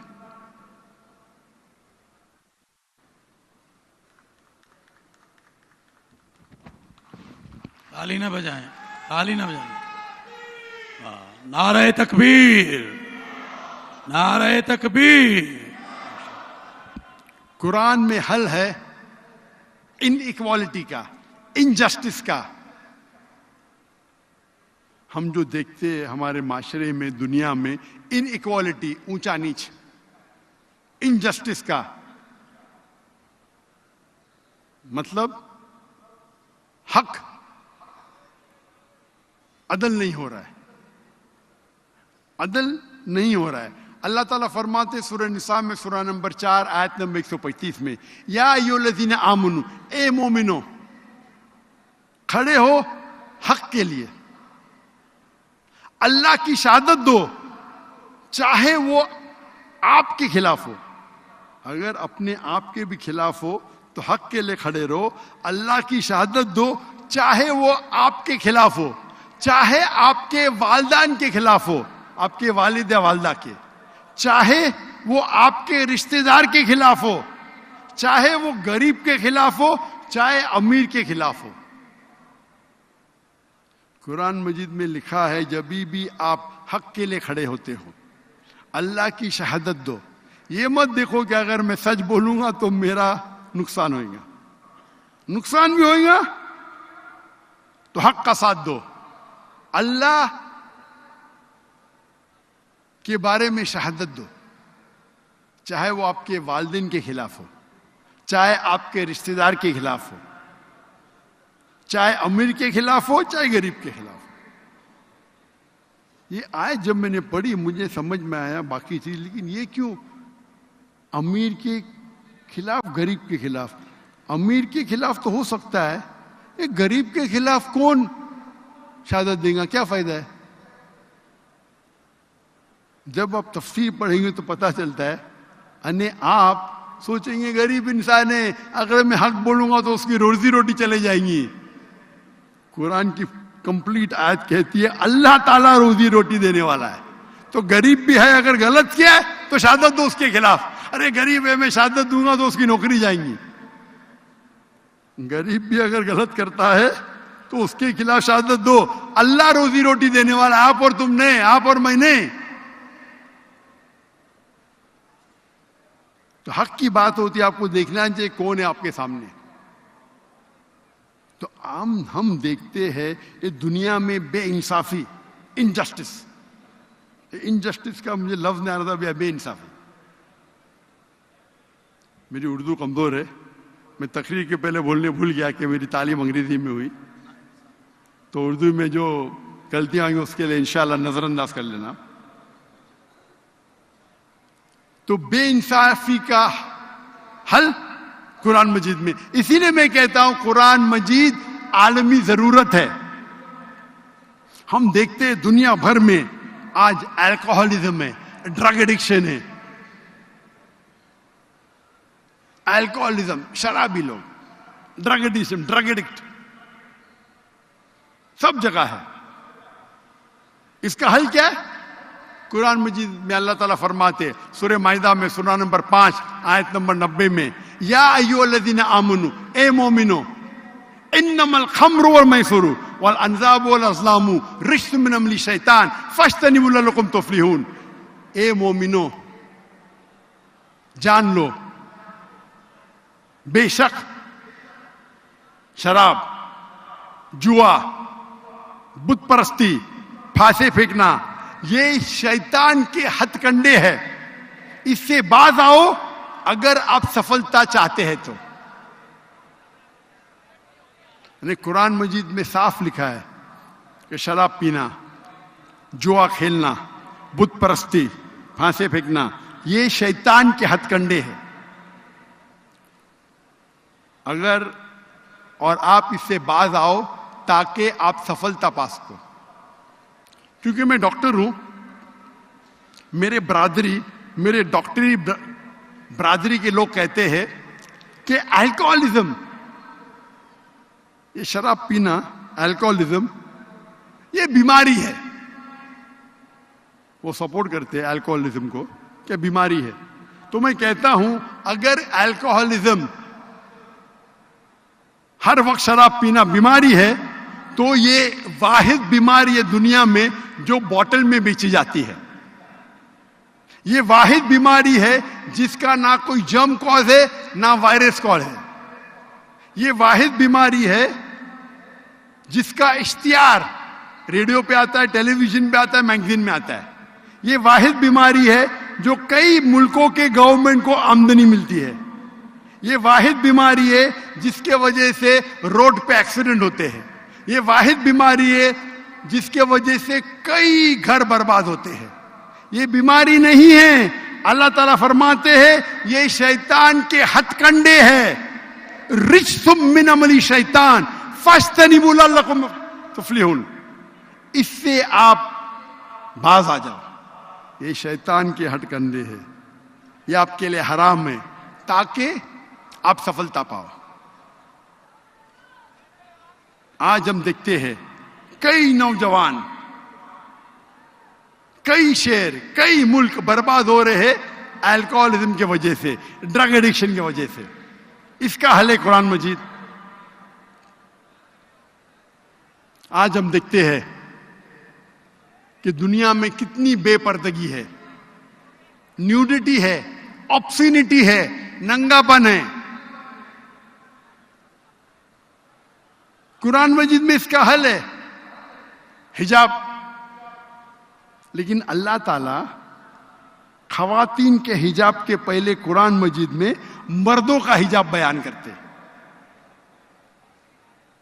خواتین کے حجاب کے ایک آیت پہلے مردوں کا حجاب کا ذکر کرتا ہے اللہ تعالیٰ.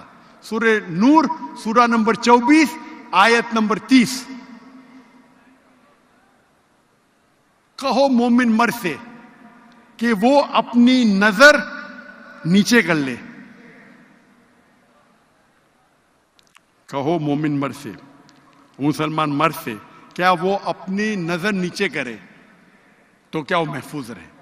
نظر نیچے کرنا مطلب اگر آپ کوئی بھی خاتون، کوئی بھی لڑکی کو دیکھتے ہیں اور اگر آپ کا دماغ بھٹکتا ہے تو آپ کو گزر بسر کرنا چاہیے. گزر بسر کرنا چاہیے. ایک مسلم تھا جو ایک لڑکیوں کو دیکھ کے گھور رہا تھا. تو اس کے دوست نے کہا آپ کیا کر رہے ہیں، لڑکی کو گھورنا حرام ہے. تو اس نے کہا ہمارے رسول آخری نبی صلی اللہ علیہ وسلم نے کہا کہ پہلی نظر معاف ہے، دوسری حرام ہے. میں نے تو آدھی نظر بھی پوری نہیں کیا. اس کا مطلب یہ نہیں کہ آپ لڑکی کو 3 منٹ بنا پل کے جھپکے دیکھو وداؤٹ بلنکنگ دا آئز اور بولو میری نظر ہی پوری نہیں ہوئی. اللہ کے رسول کا کہنا یہ تھا اگر انجانے میں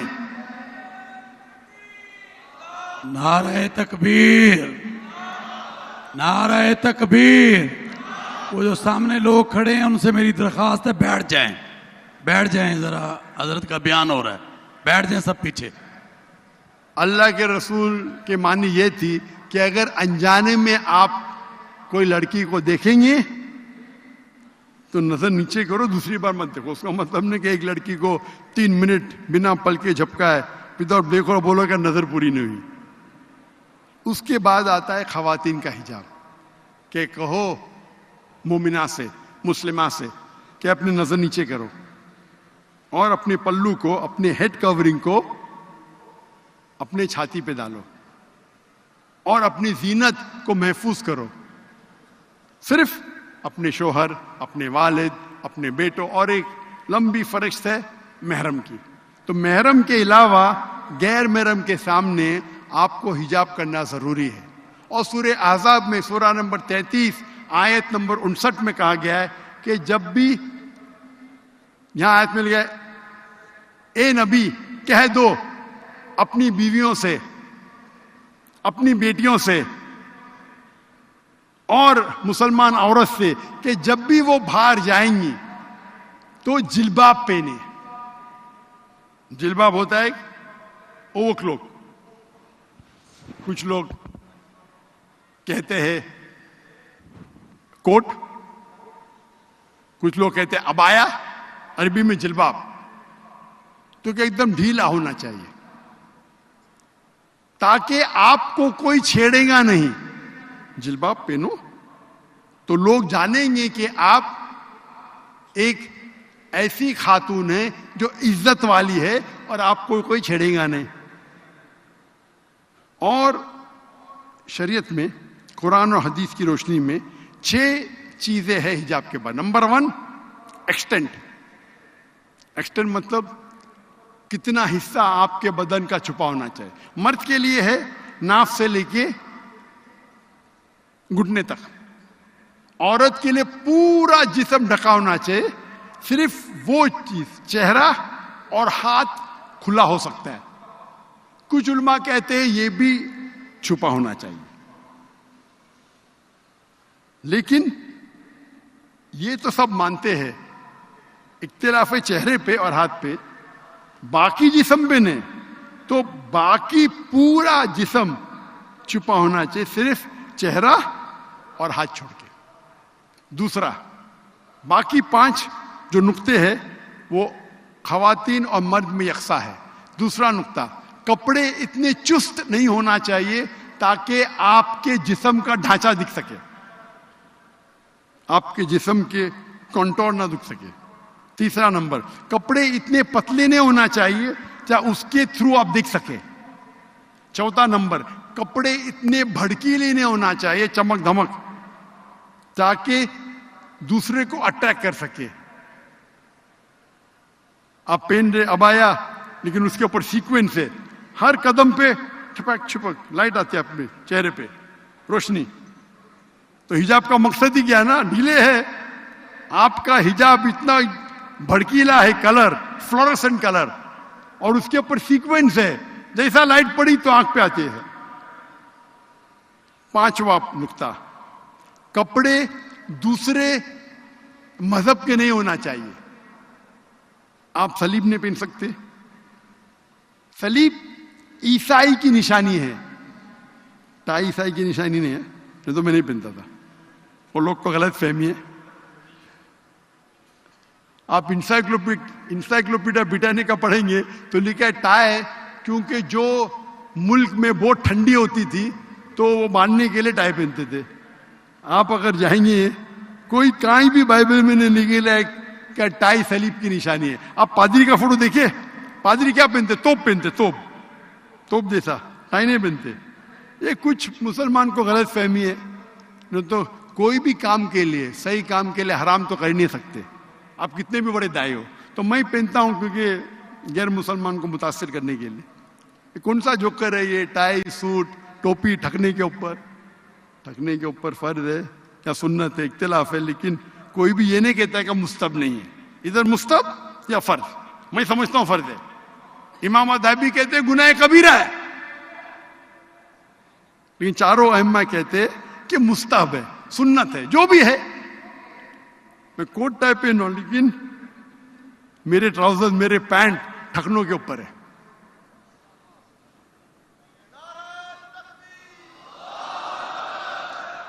سر کو ڈھانکنا سنت ہے، ٹائی کو پہننا مباح مطلب آپشنل. تو 5واں نقطہ ہے وہ نشانی مت پہنو جو غیر مذہب کی نشانی ہے، صلیب، ٹیکا. اور آخری ہے آپ دوسرے جنس کے کپڑے مت پہنو. مرد عورت کے کپڑے نہیں پہننا چاہیے، عورت مرد کے. یہ 6 ہے. اگر اس کا احترام کریں گے تو پوری پورنوگرافی اور پورے یہ ننگا پن دنیا سے نکل جائے گا.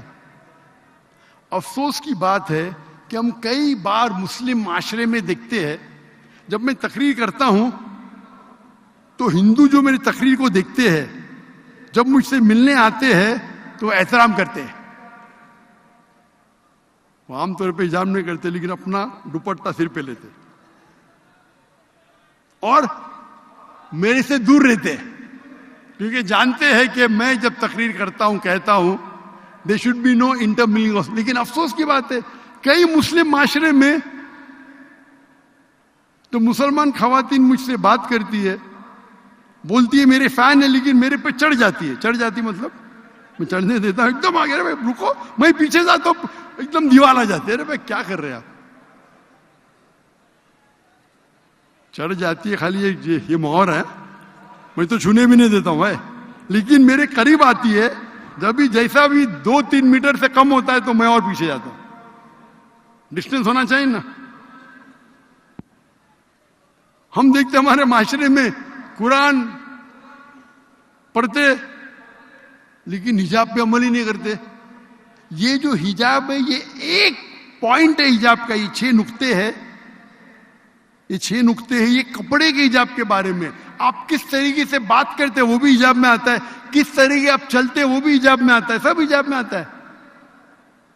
صرف کپڑے حجاب میں نہیں آتا ہے.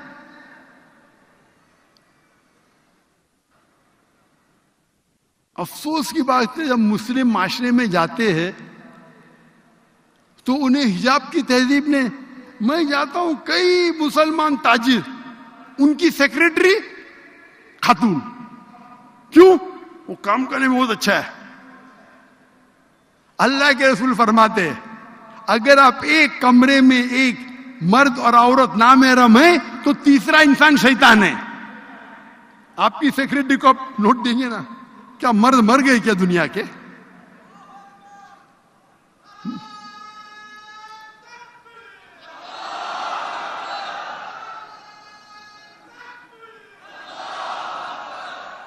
اپنے ریسیپشن پہ خاتون کو رکھتے, کیوں رکھتے؟ اٹریکٹ کر سکے. اٹریکٹ, میں مانتا ہوں جو بولتے بالکل صحیح ہے.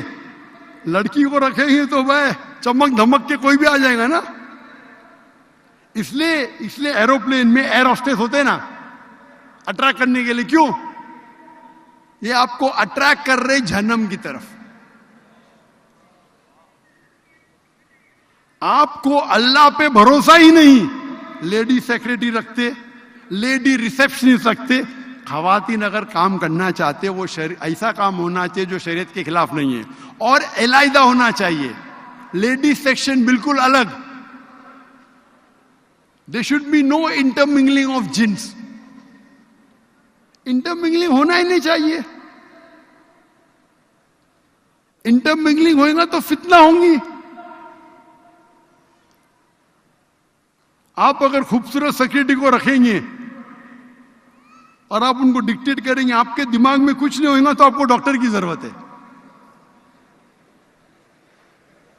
آپ کو کچھ بیماری ہے, آپ خوبصورت سیکریٹری رکھتے, اس کو ڈکٹیٹ کرتے, پھر بولتے ذرا لیٹ ہو گیا, لیٹ رکو, وہ رکیں گی. آپ ان کے مالک ہیں.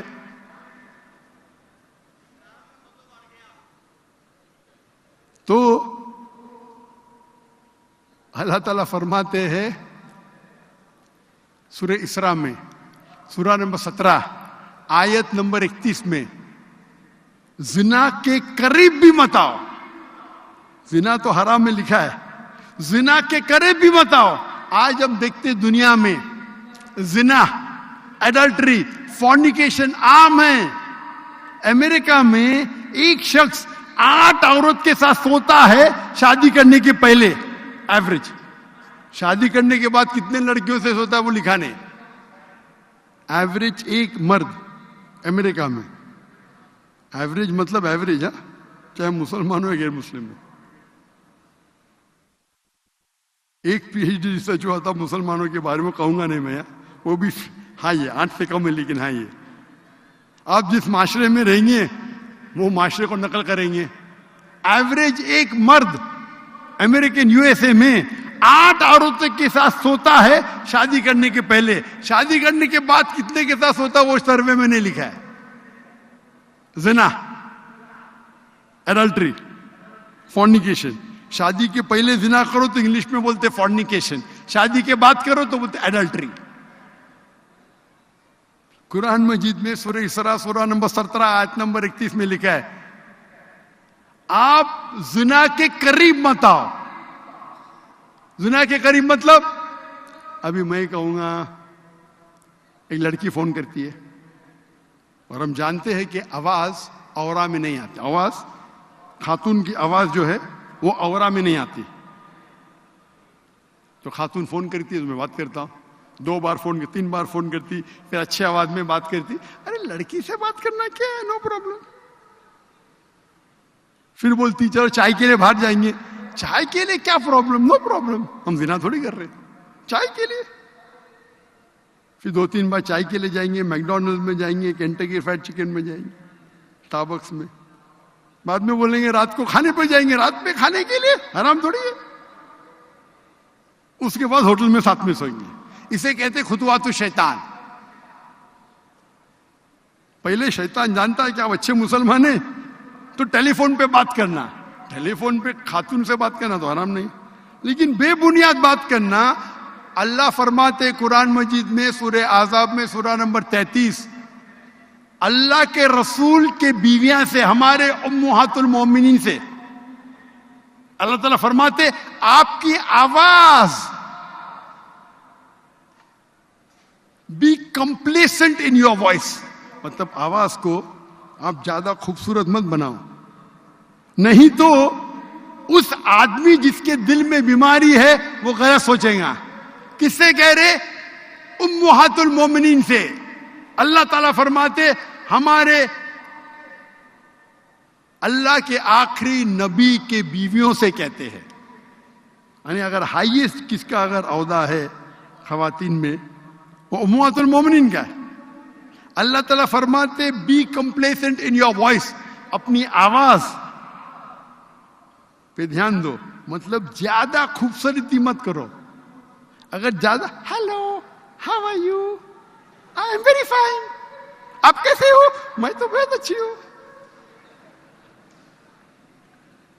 अच्छा आपने ये पिक्चर देखी अमिताभ बच्चन का? हमने देखा. अभी क्या जरूरत है आपको बात करने? बात करना हराम नहीं, लेकिन जब बात करते तो ज्यादा कंप्लेसेंट मत हो, मतलब ज्यादा खूबसूरत से बात करेंगे तो क्या होगा? अल्लाह फरमाते सूरह रूम में सूरह नंबर 30 आयत नंबर 21 में, अल्लाह ने मर्द और औरत के बीच में मोहब्बत डाली. मर्द और औरत मतलब बीवी और शोहर के, लेकिन अब बीवी शोहर ने फिर भी मोहब्बत आ जाती है तो ये हराम मोहब्बत है, खुतवातु शैतान. तो सेक्रेटरी रखेंगे, बहाना चाहिए भाई अच्छी है वो, क्या जरूरत है? मर्द क्या मर गए? तो ये सब हिजाब के खिलाफ है, सिर्फ कपड़े पहनना नहीं. तो हम देखते हैं, हम आमतौर पे इश्तिहार लोग जाकिर भाई क्यों आप बोलते हैं यूट्यूब के एडवर्टीजमेंट हराम है? क्योंकि उसके अंदर ऐड हराम है. 75% हैंड के अंदर आप देखेंगे खवातीन है, मोटरसाइकिल ऐड में खातून है, गाड़ी की ऐड में खातून है. मुझे किसने कहा BMW के ऐड के अंदर एक लड़की खड़ी है बिकिनी में और उस पर लिखेला टेस्ट ड्राइव हर नाउ, उसे अभी चखो. किसको? गाड़ी को या लड़की को? क्या हो रहा है? हम हमारे मां को बेच रहे, बीवियों को बेच रहे, बहन को बेच रहे, क्या हो रहा है? और कहते हैं मॉडर्न हो गए. तो अल्लाह ताला फरमाते हैं कि जिना से दूर, जिना के करीब मत आओ. अल्लाह ताला कई जगह कहते कुरान में खुतवातु शैतान, मतलब शैतान से तो बचो है, शैतान के स्टेप से खुतवातु शैतान. अगर वो पता है कि आप अच्छे मुस्लिम हैं तो वो चीज करेगा जो मुबाह है, लेकिन उसके बाद आस्ते आस्ते आएगा. तो पहले आप जोख लो ना. मैं देखता हूं मुस्लिम माशरे में औरत आदमी हाथ मिला रहे. अरे हाथ मिलाना खराब है क्या? कितने जाहिल लोग हैं आप, हाथ मिलाना खराब है क्या? अल्लाह के रसूल फरमाते अगर एक आदमी एक गैर महरम औरत को छूता है तो सिर में खील ठोकना बेहतर है. सिर में खील ठोकना बेहतर है बनिस्बत एक गैर महरम औरत को छूना. अरे लेकिन वो तो मेरी बेटी है, सिर्फ 16 साल की है. 16 साल की बेटी के हो जायज है. अगर आपकी बीवी ने उसे जन्म नहीं दिया आप छू भी नहीं सकते. بڑی کنٹروورسی ہو گئی تھی اسلام آباد میں جب مجھے تقریر کے لیے بلایا گیا تھا. کہا گیا تھا کہ وہ اناتھ آرفن بچوں کو, تو ان کے میں پوری میری چینج کر کے میرا اسکیڈول 10 منٹ ان کو ملنے والا تھا. وہ تو پورا فوٹو سیشن تھا, بچے تو پیچھے رہ گئے, فوٹو لے رہے, اور بنا کہے کہ کئی لڑکیاں اسٹیج پہ آ گئے, بالغ لڑکیاں 14 سال 15 سال, اور حجاب بھی نہیں صحیح. اتنی بڑی فوج آ گئی تو کیا کرنے کا, بھگ جانے کا. ہم جھگڑا کروں ادھر, لوگ مجھے کچھ بھی بولے, بزدل بولے, کچھ بھی بولے, کائر بولے, میں تو میرے اللہ اور اللہ کے رسول پورا لائف ٹیلی کاسٹ ہو, میں تو بھگ گیا. ہاں ڈر کے بھگ گیا. میں کیا جھگڑا کروں ادھر؟ تو ڈیبیٹ ہو گیا اس کے اوپر. اور آرفنیج کا مالک کہتا ہے یہ تو میری بچیاں ہیں, میں بولا تو چھو بھی نہیں سکتے ان کو. بچی بولو ٹھیک ہے, وہاں تک کہ ٹھیک ہے, بیٹا بولو ٹھیک ہے, آپ اگر کھانا کھلاتے اس کو آپ چھو بھی نہیں سکتے. جب بھی وہ بالغ ہو گئی تو آپ چھو بھی نہیں سکتے. اگر آپ کی بیوی نے جنم دیا ٹھیک ہے تو جائز ہے. تو کدھر گیا اپنا معاشرہ, کدھر گیا سویٹ ہوم؟ سب سے سویٹ ہوم جنت ہے بھائی. جنت سے اچھا سویٹ ہوم تو دنیا میں نہیں ہے. اور اگر آپ ذاکر نائک کے کیسٹ کو دیکھتے ہیں, آپ میرے فین ہیں, تو ایسے حرکت کیوں کرتے بھائی؟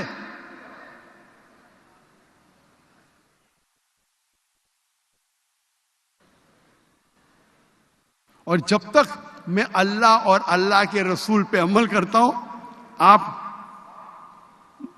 میری بات پہ عمل کر سکتے. جس دن میں اللہ اور اللہ کے رسول سے بھٹک جاؤں گا, آپ کبھی میرا ساتھ مت دینا.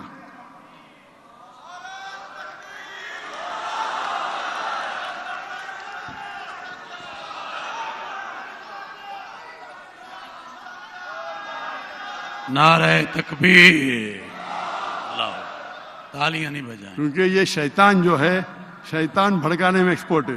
ارے ماشاء اللہ اتنا بڑا مجمع, تو ہمیں وہ بولنا چاہیے جو اللہ اور اللہ کے رسول کی بات پہ عمل کرے, اللہ کو راضی کرے, انسانیت کو نہیں.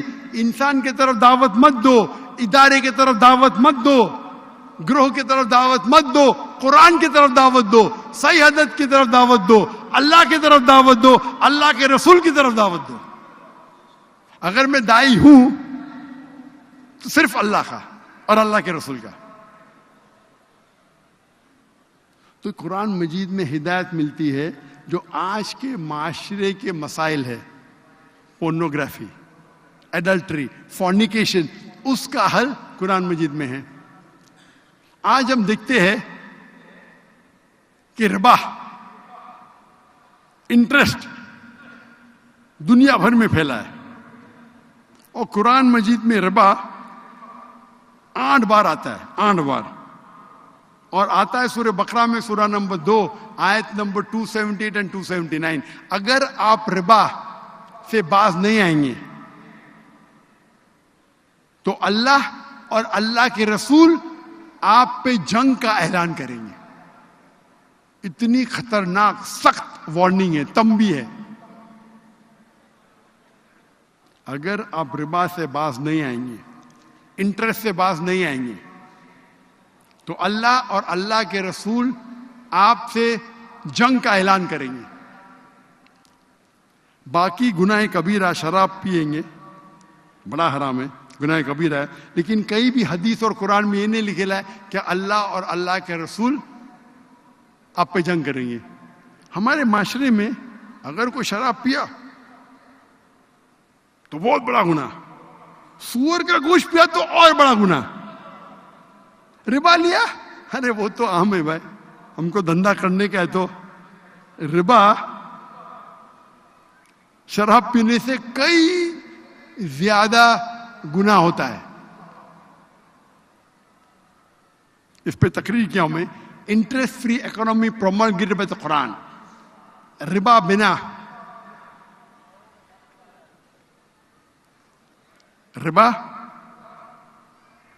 بنا معاشرہ قرآن کی روشنی میں تو ربا حرام ہے. قرآن مجید میں اللہ تعالیٰ فرماتے ہیں سورہ بقرہ میں سورہ نمبر 2 آیت نمبر 188 ورس نمبر 188 کہ آپ اپنی دولت کا استعمال مت کرو حاکم کو خریدنے کے لیے تاکہ آپ دوسرے کی دولت چھین سکے. یہ رشوت کے بارے میں ذکر. رشوت، آپ اپنے پیسے کا استعمال مت کرو رشوت کے لیے تاکہ آپ دوسرے کی دولت کھا سکے. تو رشوت دینا گناہ کبیرہ ہے، لیکن ہمارے معاشرے میں عام ہے اور مسلمان معاشرے میں اور ہے. اگر آپ دیکھیں گے کنٹری کی لسٹ کرپشن اینڈ برائبری کس میں زیادہ ہے تو مسلمان ملک ٹاپ پہ. کیوں؟ جب ہم کہتے ہیں ہم مسلم ہیں، ہم اللہ کے بندے ہیں، اللہ کے رسول کا کہنا مانتے ہیں، تو کیوں رشوت لیتے؟ اگر آپ 200 سے زیادہ ممالک ہیں دنیا میں، آپ دیکھیں گے ٹاپ کے اوپر رشوت میں مسلم ممالک. کیوں؟